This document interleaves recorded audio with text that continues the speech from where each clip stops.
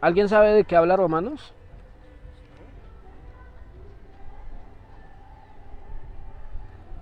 ¿Alguien sabe de qué habla Romanos? De la salvación. Como Pablo expone los fundamentos, ¿no?, de la salvación. Obviamente es una carta para judíos y gentiles. Ahí en Romanos hay muchos temas, ¿no? Sí. Sí. Tenemos el tema de la justificación, el tema de la salvación, el tema de la justificación por fe. Eh, y nosotros debemos tener en cuenta cuál es digamos como la intención principal, cuál es la intención principal de Romanos, ¿no? Que era como hacer una conciliación entre gentiles y judíos, que ellos estaban peleando por acerca de quién eran los elegidos ahora, quiénes eran el pueblo de Dios así, o quiénes eran los que merecían la salvación, quiénes no y eso. Entonces Pablo escribe con esta intención. Pero uno de los temas principales, y no diría que el principal, como Romanos maneja muchos temas, uno de los temas principales es que el Evangelio. Pablo, para conciliar la iglesia, para que las dos partes se reconciliaran, ¿qué tenía que hacer? Pues tenía que tocar el Evangelio. Tenía que tocar el Evangelio sí o sí.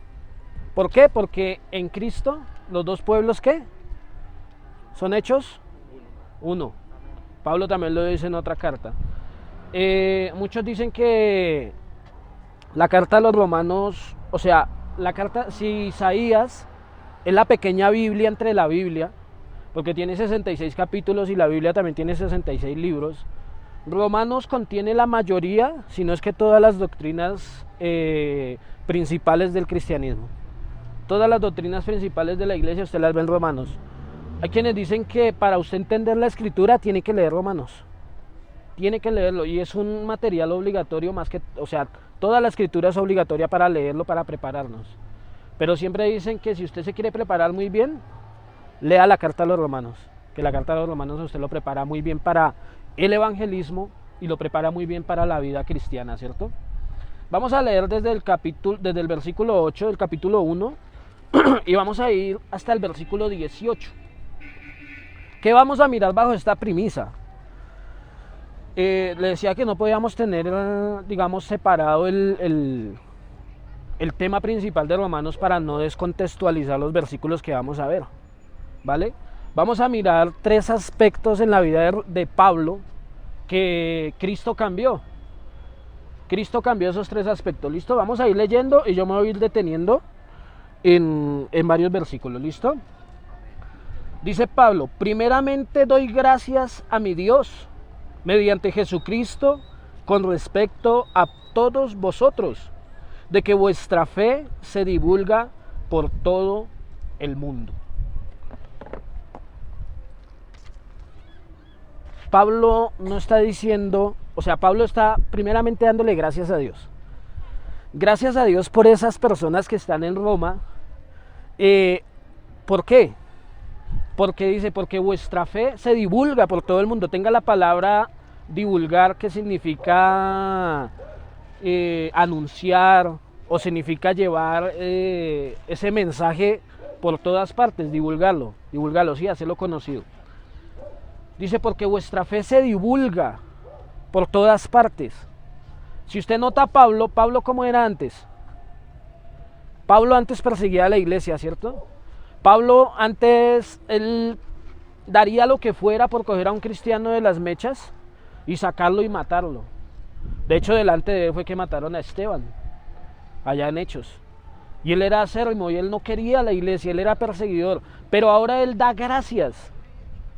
Mire cómo Dios transforma la vida de una persona. Ahora él da gracias por esa iglesia que él no conoce aún. Por esa iglesia que está allí en Roma. Da gracias, ¿y por qué? ¿Los romanos eran famosos?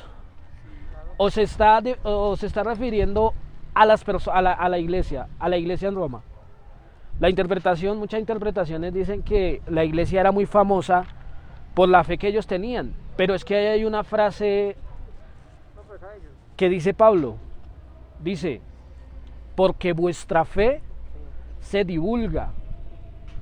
O sea, ¿cuál es la fe? La fe común que tienen Pablo y los romanos. Usted más adelante lo lee y ¿cuál es la fe?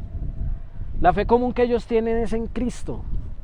Y esa fe que los romanos divulgan, pues es la fe en Jesucristo. O sea, lo que Pablo le está diciendo, doy gracias a Dios de que ustedes han entendido el Evangelio y ahora lo divulgan, ahora lo predican, porque vuestra fe se divulga por todo el mundo. Si fuera la iglesia, que las demás iglesias dijeran, uy, la iglesia en Roma, tremenda, se cambiaría lo principal del Evangelio, que es Cristo.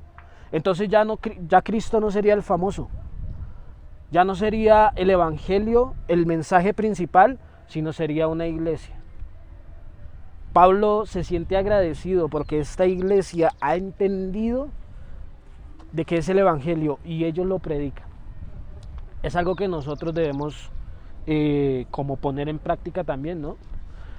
¿Qué día yo le decía a Hernán, chévere tener harta gente en el parque?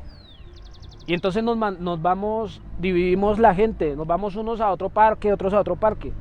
Y si uno de esos grupos quiere salirse y de pronto montar una iglesia, yo digo, si predican a Cristo, hágale, inclusive tienen el respaldo.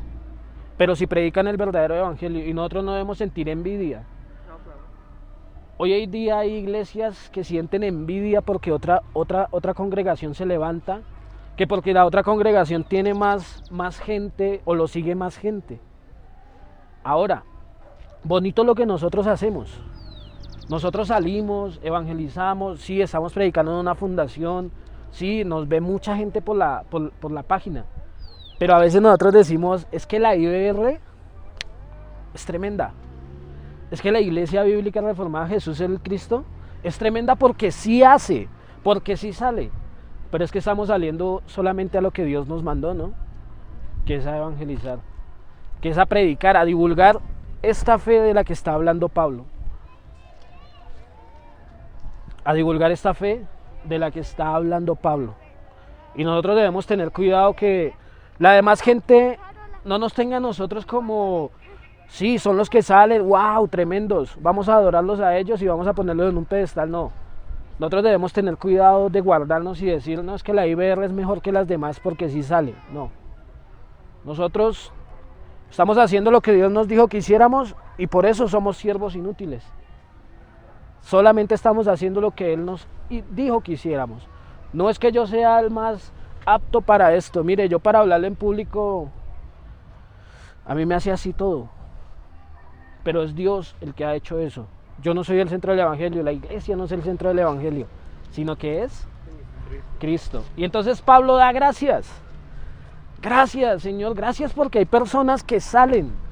Gracias, Señor, porque hay personas que han entendido el Evangelio y salen ¿a qué? A divulgarlo. Gracias a Dios, lo que dice Pablo.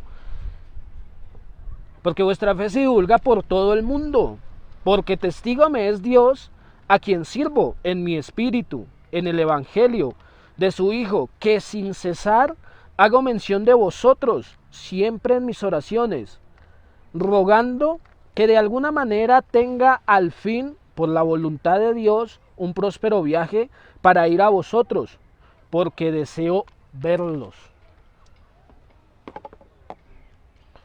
Si la primera era un motivo de agradecimiento, ahora Pablo tiene un deseo profundo de ir y visitar a los hermanos en Roma. De ir y dice ahí, ir y verlos. Quiero verlos a ustedes físicamente, es lo que está Pablo diciendo. Quiero estrechar su mano. Quiero darles un beso. Es lo que Pablo está escribiendo ahí. Quiero verlos. Quiero conocerlos a ustedes. Lo primero que él quiere hacer. Mire, muchos dicen, no deje de congregarse como algunos tienen por costumbre. Y siempre le hacen la pregunta a uno, ¿por qué usted se congrega? ¿Por qué? ¿Cuál es su motivo? Y uno siempre saca ese caballito de batalla, ¿no? Pues porque la Biblia dice que nos congreguemos como tienen por costumbre algunos. Pero Pablo quiere ir y ver a sus hermanos. Quiere ir y conocerlos, estrechar su mano. Mire, ese debe ser el deseo también de nosotros, de el congregarnos, del saber que yo puedo ir a mi hermano y saber cómo está. estrechar su mano, ver que están bien, verlos. El deseo es el deseo eso es lo primero que quiere hacer Pablo, ¿no? Eh, porque deseo verlos. Pero ¿para qué quiere verlos? Dice, para comunicarles algún don espiritual a fin de que seáis confirmados. El deseo de Pablo no solamente era verlos, no solamente era conocerlos, no solamente era estrechar la mano y decirle, hermano, ¿cómo me le va? ¿Cómo está usted? Tan lindo, tan precioso. ¿Cómo has engordado? Ese no era solamente el deseo. Dice, porque deseo comunicarles algún don espiritual. O sea, Pablo, al ver esa fe, y para que ellos siguieran en esa fe, firme en esa fe que ellos predicaban, pues él quería ir a enseñarles algo más del evangelio. Quería ir y tomar la escritura y enseñarles algo más de Cristo. Ese es otro deseo, el por qué debemos congregarnos. El por qué debemos estar en la iglesia. ¿Por qué? Porque yo puedo aprender. Yo puedo aprender de Darwin, yo puedo aprender del hermano José, yo puedo aprender de cada uno de ustedes y así ustedes también pueden aprender. Y mutuamente nos vamos, ¿qué? Retroalimentando, vamos creciendo juntamente.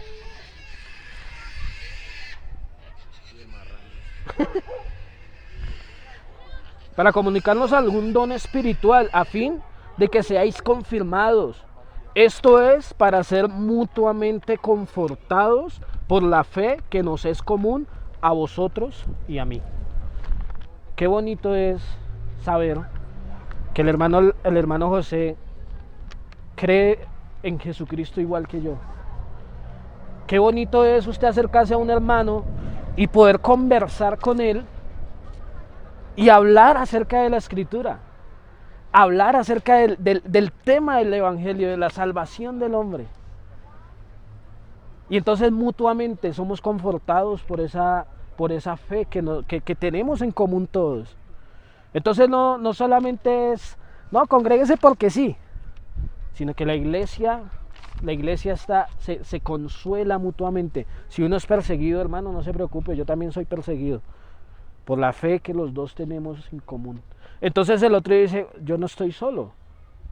Yo no soy el único a quien miran mal, a quien persiguen, a quien echan de la iglesia por predicarlo a Cristo o que lo miran mal.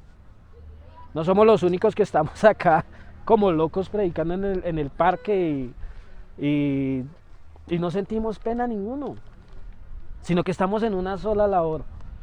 Entonces Pablo dice, yo quiero ir a ustedes para enseñarles, ¿sí? Para que mutuamente también nos confortemos en esa fe,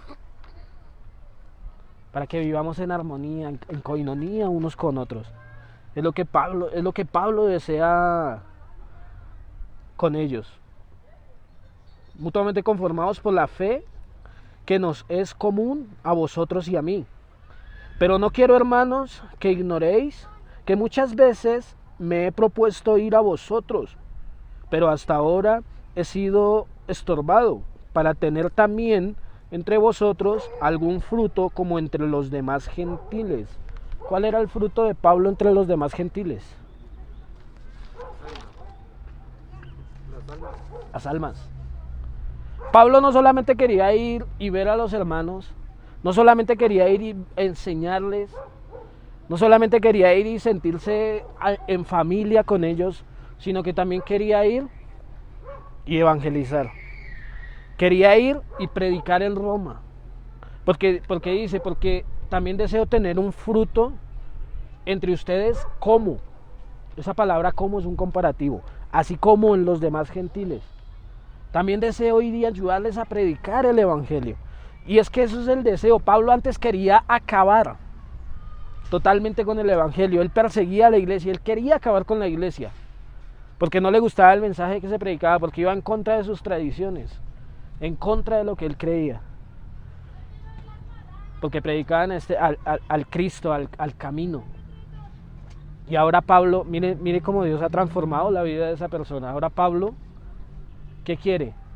Ese mensaje que él quería acabar, ese mensaje que él quería destruir totalmente, ahora quiere ir y predicarlo, donde sea.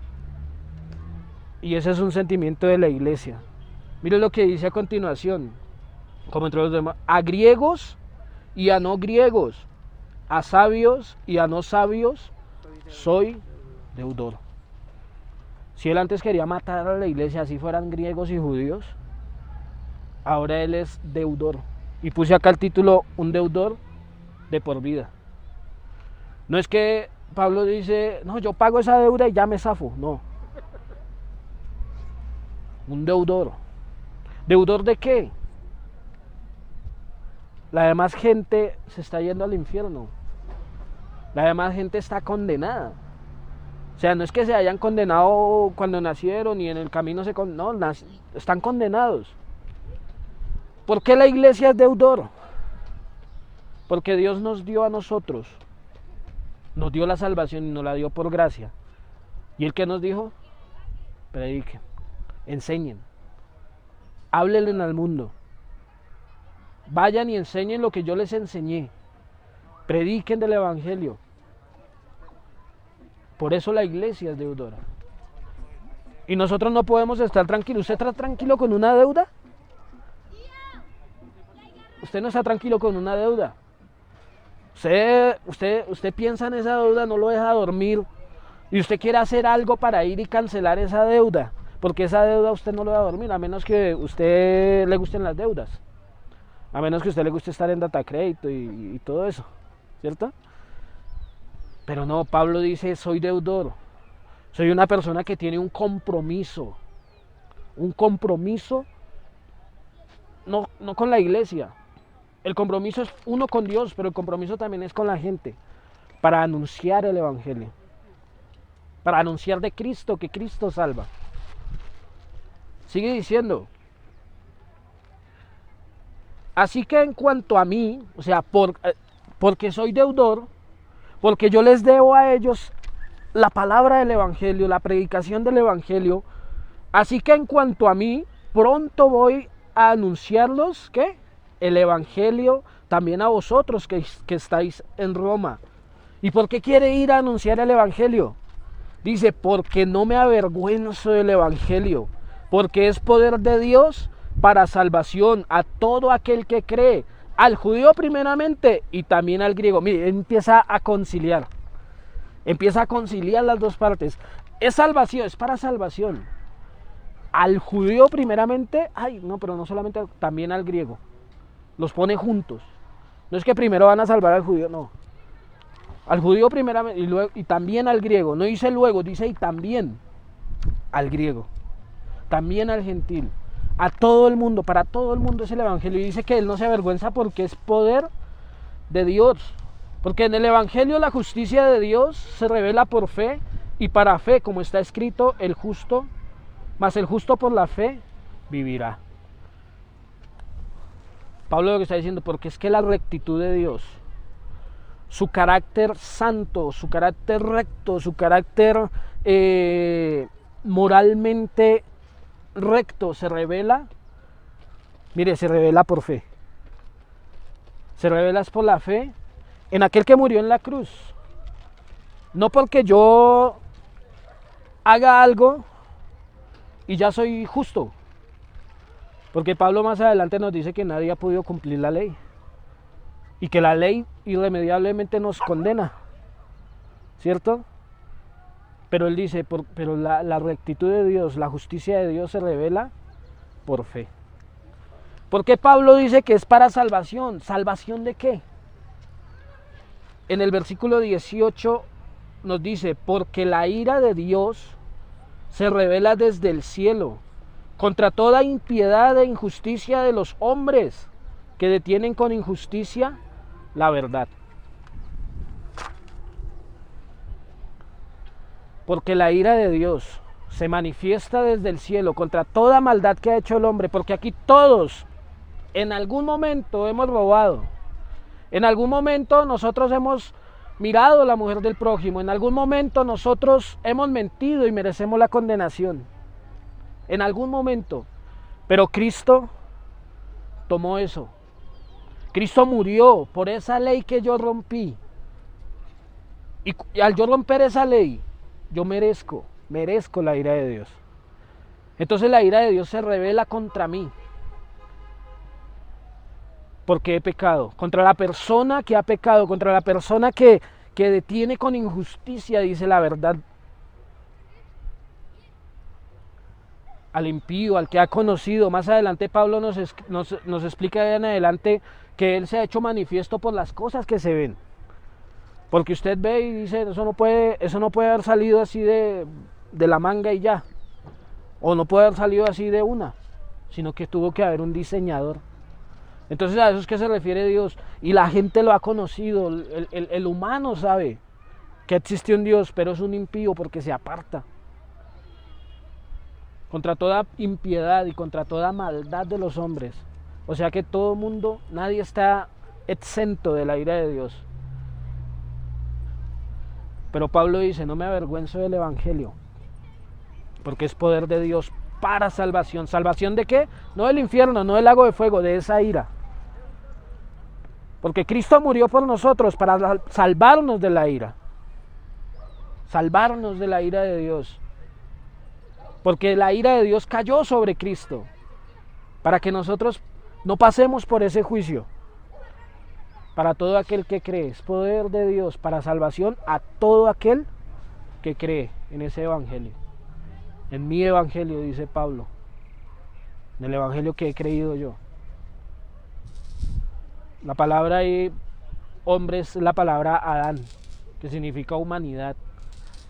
Contra toda maldad de la humanidad. De la humanidad. O sea que toda la humanidad está condenada. Es culpable. Pero por Cristo somos inocentes, pero no una inocencia que yo me la haya ganado, sino que Él me la pasó a mí, por la fe. ¿Cuál es lo que debe hacer la iglesia? No se avergüence del Evangelio, salga a predicar, somos deudores. Y no se crea que por ir a predicar, ¡oh!, yo sí estoy haciendo, no. Somos deudores, un deudor, yo sí estoy pagando mis deudas, me siento orgulloso, yo sí, no.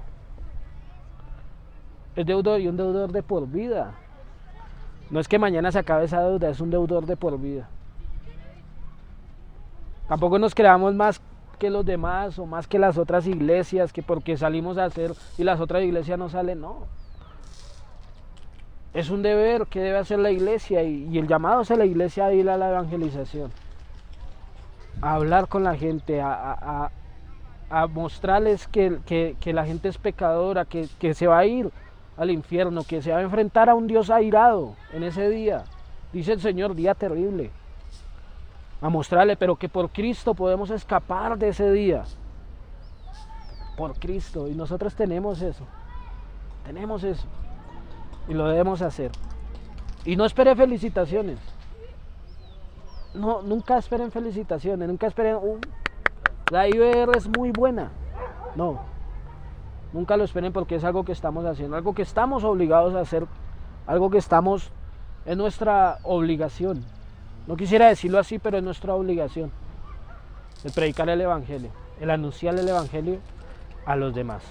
Amén, hermanos. Vamos a orar. Vamos a decirle a Dios que Él nos dé la fuerza, la estrategia, porque el mensaje ya lo tenemos. Que nos quite la pena, que nos quite el pensar de que no, que irán. Y por este mensaje nosotros seremos perseguidos. No se extrañe si de aquí a mañana nos patean, nos golpean o alguna cosa. Usted no vaya a pensar que va a ser aceptable delante de todo el mundo, sino que ese es el Evangelio. En aquel día, dice el Señor en Malaquías, se verá claramente quién es el justo y quién es el malvado. Amén. Señor, te doy gracias por este momento, Padre. Padre, gracias, Dios, por la labor que tú nos estás permitiendo hacer, Dios.